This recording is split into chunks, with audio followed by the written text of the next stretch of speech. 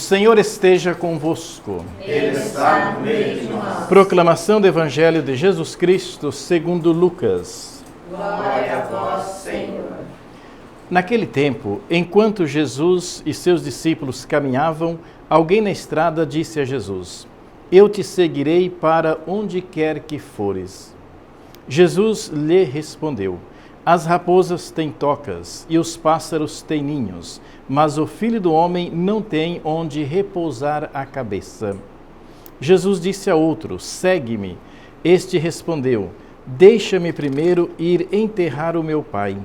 Jesus respondeu: Deixa que os mortos enterrem os seus mortos, mas tu vai anunciar o reino de Deus.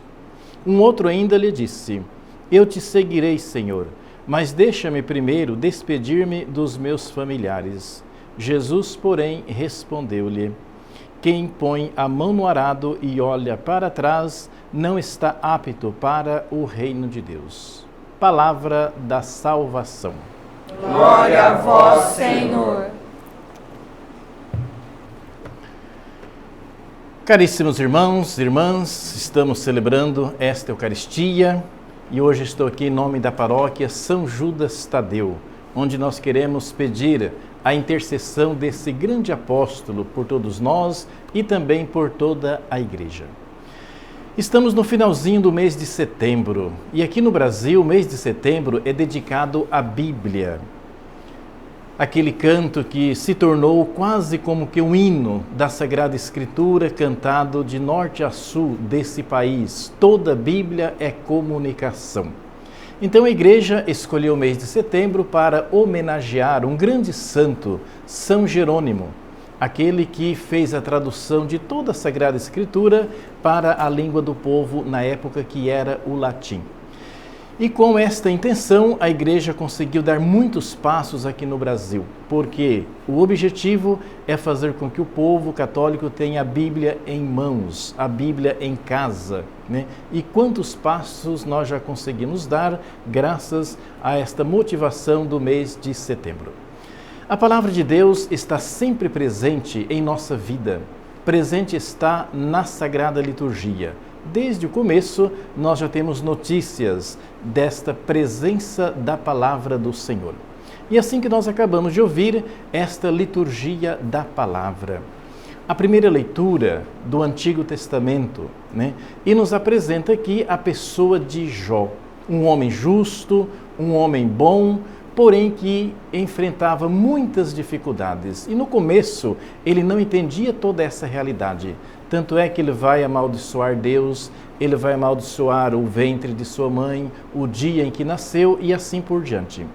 E esta é a grande inquietação nossa, como foi também de toda a humanidade, desde os tempos de Jesus, ou melhor, desde que existe a humanidade. O porquê do sofrimento, o porquê do mal. E aí é que nós vamos para o Antigo Testamento, o primeiro livro da Sagrada Escritura, Gênesis. E ali nós vamos ver que Deus, ele não previa o mal. O projeto dele era o bem. Porém, pela liberdade do homem e da mulher, entra a maldade.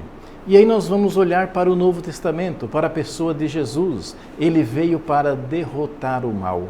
Ele veio para dizer com toda clareza, com sua vida, que o mal ele foi vencido, que o bem agora ele é bem maior. E por isso que Jó, no final de sua vida, ele vai compreender. E aí ele vai dizer: Bendito o Senhor. Então, no começo, esta inquietação, ele não conseguia entender.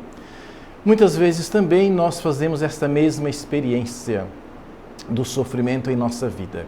E nós, como cristãos católicos, nunca devemos rezar pedindo a Deus o afastamento do sofrimento, porque um dia ele vai aparecer, para alguns mais cedo, para outros mais tarde, para uns mais forte, para outros menos forte, mas o sofrimento ele vem, porque faz parte da nossa humanidade. Agora devemos pedir a força de Deus para a superação do sofrimento, aí sim. Né? E quantas pessoas dão testemunho de vida diante do sofrimento, porque encara o sofrimento como um meio de purificação. Então que nós também sejamos cada vez mais pessoas responsáveis uns pelos outros, ajudando a carregar o fardo, a carregar o peso, a diminuir o peso e, sobretudo, o peso da cruz. E assim nós chegamos no Evangelho, onde Jesus, ele, no início de sua vida, convidou muitas pessoas para o seguimento. Lembrando que Deus, ele não precisa de nós, mas ele quer precisar. Na história, ele quis precisar. Agora, o importante é que haja um despojamento e, ao mesmo tempo, radicalidade no seguimento ao Senhor. Então, aqui hoje, nesse Evangelho, várias pessoas queriam, desejavam seguir Jesus, mas tantas outras coisas atrapalhavam. Então, Jesus, ele deixa bem claro que nada neste mundo pode atrapalhar a este seguimento, nada pode impedir. E sabemos que isso não é tão fácil. Por isso, nós pedimos a Deus a coragem de seu Filho para respondermos o chamado que Deus faz a cada um de nós, a todo dia, a todo instante, e com esse despojamento como Jesus nos pede. E o fundamento de tudo isso, quem é? É o próprio Jesus, aquele que possuía tudo, como diz a Sagrada Escritura, e, no entanto, ele se esvaziou, ele se despojou, ele se humilhou. Então, é ali, em Jesus, que nós encontramos a fundamentação para a resposta e também para o seguimento, nesse sentido, nessa ótica de despojamento. Então, que o Senhor nos ajude em nossa missão, porque temos que anunciar e com pressa esse reino de Deus. Então, que Ele esteja sempre conosco, nos abençoando, nos fortalecendo e nos mostrando o caminho que nós devemos seguir. E que São Judas Tadeu, aquele que foi o grande apóstolo, aquele que foi o grande arauto do Evangelho, nos ajude hoje e sempre. Amém.